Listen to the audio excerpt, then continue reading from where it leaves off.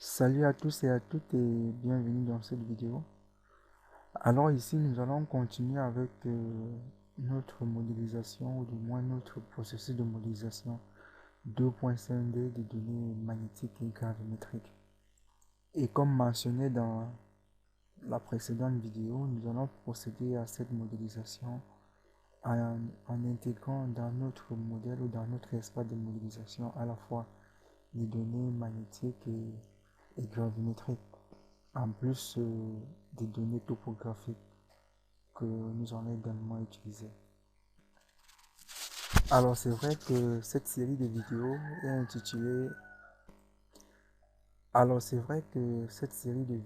intitulée épisode magnétique, dont en réalité les données gravimétriques n'ont rien à y voir ici.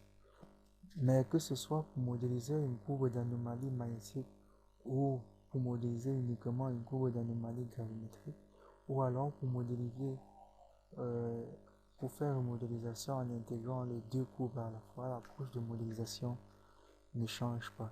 Et vu qu'il s'agit d'une vidéo sur la modélisation 2.5D, je voudrais vous montrer tous ces approches ou bien toutes ces techniques à la fois.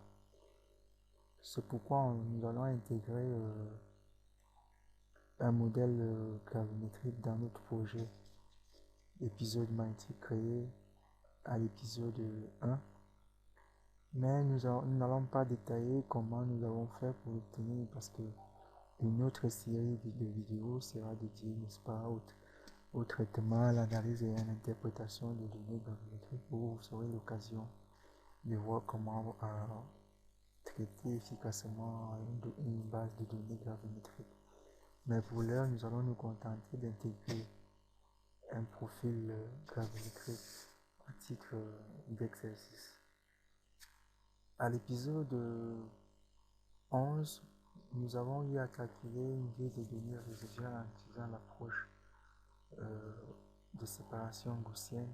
Cette même approche a donc été appliquée à une grille d'anomalie de Bouquet que nous allons représenter plus tard pour élaborer cette carte résiduelle d'anomalie de Bouquet. Si nous revenons dans notre programme, ceci, n'est-ce pas, est notre carte d'anomalie de Bouguer que nous avons élaboré à l'épisode 11. Nous allons charger la grille d'anomalie de Bouguer dont je vous parlais plus tôt. C'est cette grille-ci. Comme vous allez le voir, les dimensions de cette grille d'anomalie de Bouguer sont les mêmes que celles d'anomalie résiduelle présentées plus tôt. Notons que la résolution des données gravimétriques ici, elle est très faible parce que l'espacement entre deux points de mesure c'est à peu près 4 km alors que l'espacement entre deux points de mesure magnétiques c'est 750 mètres. Donc les données magnétiques sont beaucoup plus détaillées. Ces données ont été fournies par le Bureau gravimétrique international et comme je disais, on l'utilise vraiment ici qu'à titre d'exercice et d'apprentissage. Et pour ajouter, comme étant donné que la résolution de ces données elle est très faible par rapport aux données magnétiques, ces données serviront particulièrement à définir les limites majeures de, de notre modèle et les données magnétiques, n'est-ce pas, vont nous permettre de faire de donner un peu plus de détails aux grandes limites proposées par les modèles gravimétriques. Alors, par la même procédure de séparation que celle proposée à la vidéo ou à l'épisode magnétique 11 pour la séparation des données magnétiques, une grille de données résiduelles d'anomalie de Bouguer également a été calculée. Nous allons donc charger cette grille résiduelle comme nous l'avons fait précédemment avec la grille d'anomalie de Bouguer. Donc c'est elle ici et c'est cette grille ou c'est sur cette grille que nous allons échantillonner les données essentielles à notre modélisation 2.5D.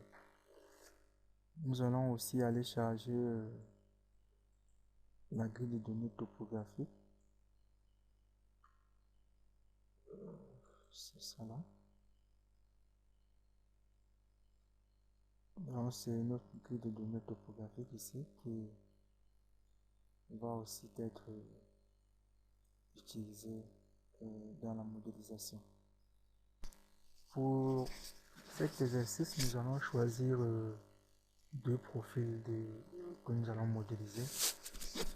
C'est ces deux profils ici. Nous allons rappeler ces deux profils dans le programme Oasis Model.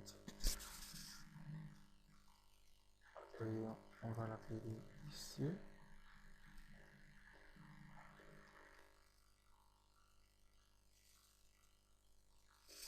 Ce sont des shapefiles, donc on va appeler ces profils ici donc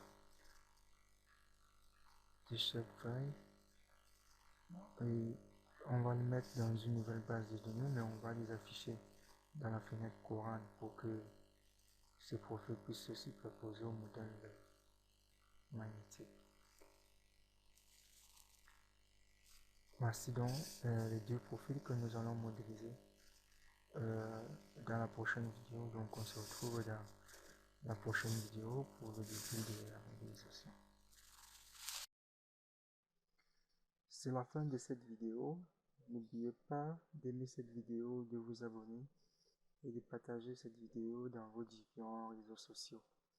Surtout, n'hésitez pas pour tous vos besoins de logiciels, de tutoriels ou encore de formation dans l'utilisation des logiciels de géosciences. Vous pouvez toujours contacter GSDG. Merci et à très bientôt pour une prochaine vidéo.